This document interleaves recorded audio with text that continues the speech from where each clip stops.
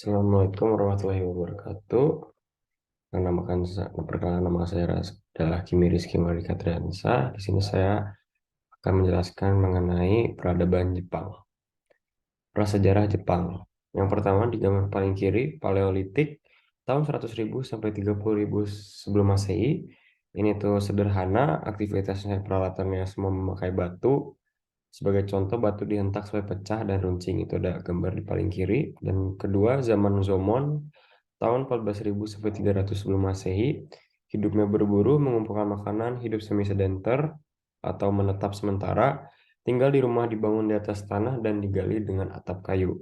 Sudah mulai ada bejana dan pertanian, namun belum tahu cara menenun kain. Ketiga, Yayoi.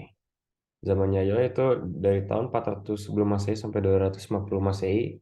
Itu di zaman itu sudah mulai menenun, bertanam padi, pembuatan perkakas dari perunggu atau besi, dan mulai menetap di pemukiman.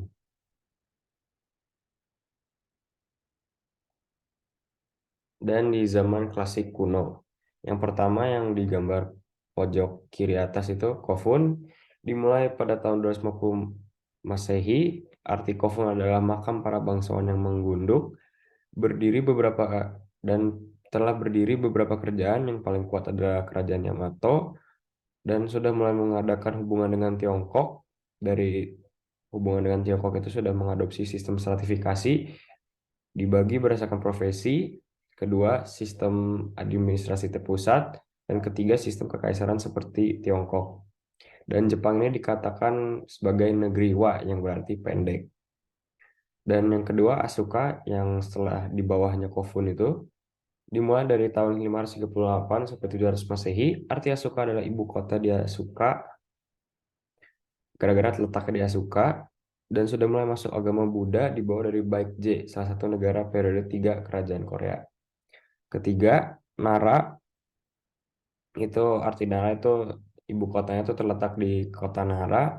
Agama Buddha semakin kuat dan berkembang, adanya kuil Todaiji dan patung Daibutsu, dan kekuasaan politik tidak hanya di kaisar dan ada di tangan bangsawan juga, shogun, militer atau perdana menteri. Yang keempat, Heian. Zaman Heian itu dimulai dari tahun 754 sampai 1185. Arti dari Heian itu ibu kotanya terletak di Heian. Berkembanglah puisi dan sastra aksara kana, yaitu aksara asli Jepang. Muncul klan-klan samurai. Oke, kita pindah ke zaman feodal di abad pertengahan dari abad 12 sampai 19. Ditandai ini ada dengan adanya kaisar, simbol shogun melaksanakan, dan pemerintah daerah atau daimyo di bawah shogun. Yang pertama ini yang paling kiri itu adalah Kamakura dari tahun 1145 sampai 1333, berakhir setelah runtuhnya keshogunan Kamakura dan dibalikin ke kaisar di bawah Kaisar Go-Daigo, dan itu hanya sementara, dan ditumbangkan oleh Ashika Tagauchi atau Muromachi. Dan dari situ kita melanjut ke zaman Muromachi tahun 1356 sampai 1573, dipimpin oleh Shogun Ashikaga Muromachi. Tahun 1573, Shogun Ashikaga harus berakhir soalnya Shogun ke-15 Muromachi diusir oleh Oda Nobunaga dan menandai berakhirnya zaman Muromachi. Dan kita masuk ke zaman feodal yang masa modern, Azuchi Momoyama, tahun 1568 atau 1600. Disebut zaman ini diambil dari istilah nama istana yang merupakan markas pemimpin besar.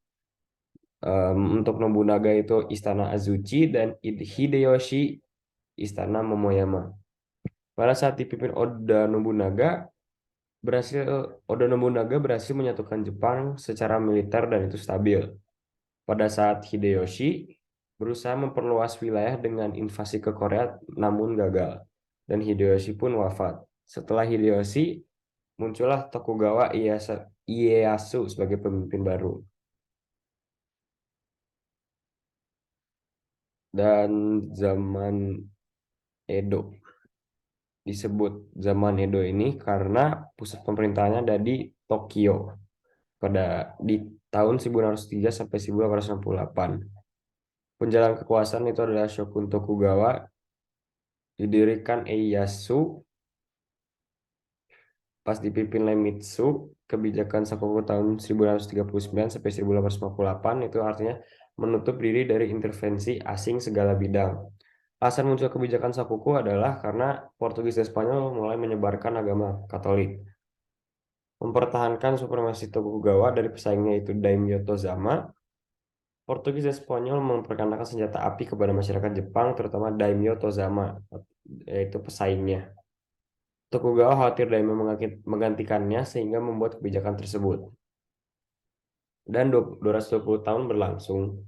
Pada tahun 1953, Matthew Perry yang ada foto di kiri itu dari Amrik berlayar ke Teluk Edo dengan kapal uap dan kapal layar untuk memaksa Jepang menandatangani perjanjian membuka pelabuhan mereka untuk kepentingan perdagangan, tetapi ditolak dulu oleh Jepang. Pada tahun 1954, kedatangan Amerika ini ngebuat Jepang itu sadar bahwa mereka tuh telah tertinggal zaman. Dan pada tanggal 31 Maret 1954, Jepang pun menyetujui Traktat Perdagangan di Konvensi Kanagawa. Konvensi Kanagawa itu ditandatangani oleh Shogun Tokugawa,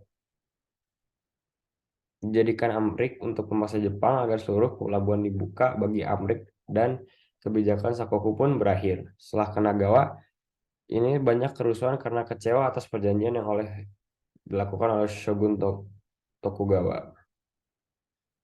Oleh karena itu terjadilah ini Perang Boshin pada tahun 1948 sampai 1869 antara Shogun Tokugawa dengan sekelompok masyarakat yang mau mengembalikan kekuasaan kepada kaisar. Dan akhir dari perang ini kemenangan adalah di pihak kaisar dan pemerintahan jadi ke kaisar lagi.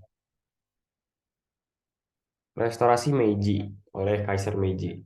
Dikeluarkan kebijakan restorasi Meiji ini ada misi Iwakura yaitu mengirimkan orang-orang Jepang ke Amerika atau Eropa untuk belajar bidang teknologi agar bisa diterapkan seperti di foto kanan itu dan mengundang ahli-ahli dari luar negeri ke Jepang untuk mengajarkan berbagai ilmu. Dan hasil dari restorasi Meiji ini oleh Kaisar Meiji ini berhasil. Dalam 40 tahun Jepang dapat menyamakan dengan negara-negara lain dari ketinggalannya. Perang Sino-Jepang satu. Kenapa Perang Sino-Jepang itu antara Jepang dengan Korea?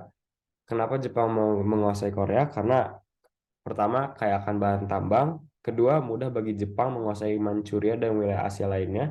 Ketiga, penduduk Jepang udah kebanyakan, jadi harus migrasi ke Korea. Dan Jepang masuk ke wilayah Korea yang sedang dikuasai Cina. Ada pemberontakan Tonghak, konservatif atau progresif di Korea. Konservatif minta tolong ke China dan progresif minta tolong ke Jepang. Cina dan Jepang mengirimkan kedua pasukannya dan berhasil di pemberontakan tersebut.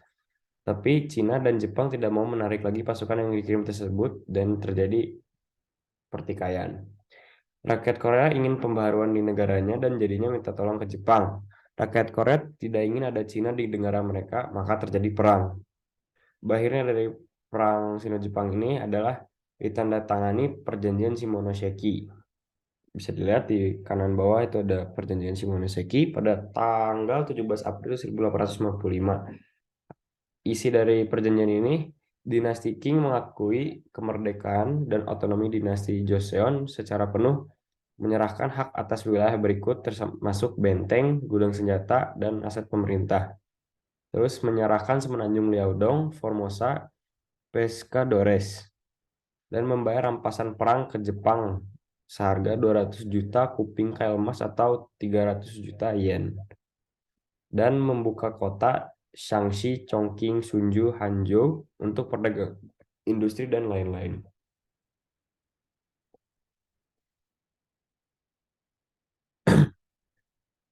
Ya, interferensi tiga negara Rusia, Jerman, Prancis pada tanggal 23 April 1895. Isinya ini untuk meminta Jepang mengembalikan semenanjung Liaodong dan Port Arthur ke Tiongkok dan hasilnya disetujui oleh Jepang. Namun, Rusia malah menduduki semenanjung Liaodong dan membentengi Port Arthur dan oleh karena itu diprotes dan Jepang pun melawan Rusia. Dan terjadilah perang Rusia-Jepang selama 1904 sampai 1905. Oleh karena itu, terjadilah ada perjanjian Portsmouth yang ditengahi oleh Amerika. Rusia menyerahkan wilayah Manchuria Selatan dan Liaodong ke Jepang. Oleh karena itu, Jepang menang atas Rusia, menandakan kemenangan bangsa Asia atas bangsa Barat. Oleh karena itu, jadinya Jepang makin ingin mengalahkan bangsa Barat lainnya. Pada tahun 1941, Indochina dikuasai oleh Jepang saat Perancis menyerah terhadap pasukan Nazi Jerman. Jepang beragresi menginvasi wilayah jajahan Perancis seperti Kamboja, Laos, Vietnam di Indochina. Amerika marah dan geram, walaupun gak ada sangkut pautnya. Oleh karena itu, Amerika mengembargo baja dan besi tua ke Jepang serta pembukuan semua aset embargo minyak bumi besar-besaran. Oleh karena itu, Jepang rugi secara ekonomi, namun tetap maksa untuk mau menguasai Indochina. Tapi cara menyingkirkan Amerika itu dengan gimana? Jepang mengebom pangkalan laut Amerika yaitu Pearl Harbor pada tanggal 7 Desember 1941, seperti di gambar di kanan itu. Dan setelah itu Jepang pun lanjut mengekspansi jajahan ke Indonesia dari Kalimantan dan berhasil masuk ke Palembang. Tetapi pas mau ke Jawa, sekutu itu membuat Abdakom. Abdakom itu artinya Amerika, Inggris, Belanda, dan Australia. Dan dibuatnya pada 15 Januari 1942. Tujuannya ini adalah menghambat Jepang agar tidak menguasai agar tidak menguasai Asia dan ekspansinya ke wilayah-wilayah yang lainnya. Akhirnya, tidak bertahan lama karena kondisinya berjauhan dan berhasil dilumpuhkan oleh Jepang. Setelah Jepang menguasai Kalimantan, Makassar, Palembang, dan Bali, berhasil ke Jawa. Dan Jepang pun berhasil ke Jawa. Dan pada tanggal 18 1942, terjadilah perjanjian Kalijati, yaitu Belanda menyerah semuanya ke Jepang, jadi semua wilayah di Indonesia jatuh ke Jepang. Oke, terima kasih telah mendengarkan presentasi saya mengenai atau pembahasan materi ini. Wassalamualaikum warahmatullahi wabarakatuh.